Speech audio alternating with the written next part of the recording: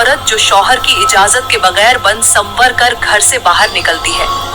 हजरत अली फरमाते हैं, ऐसी औरत से निकाह न करना जो बगैर इजाजत के झेबो जीनत के साथ घर से निकले, क्योंकि ऐसी औरत पर हर वक्त अल्लाह की लानत बरसती रहती है।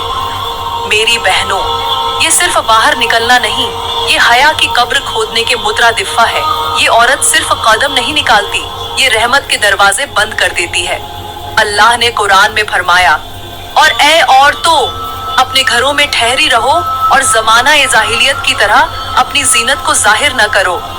मगर आज औरत जीनत को अपनी ताकत समझती है, पर्दे को क़ैद कहती है, शौहर की इजाजत को मजाक बनाती है और गलियों को अपना आईना खाना बनाकर निकलती है। ऐसी औरत जब घर से निकलती है तो जमीन गवाह बन जाती है, फिजा में लानत की बू फैल जाती है और फरिश्ते रहमत के दफ्तर से उसका नाम काट देते हैं।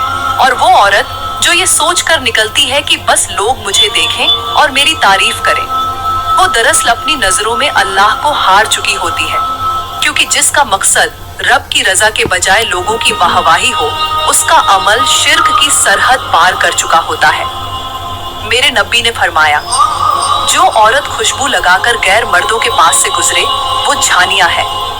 अब सोचो, वो औरत जो सिर्फ खुशबू से ये दर्जा पा सकती है, तो वो जो मुकम्मल सिंगार करके लिपस्टिक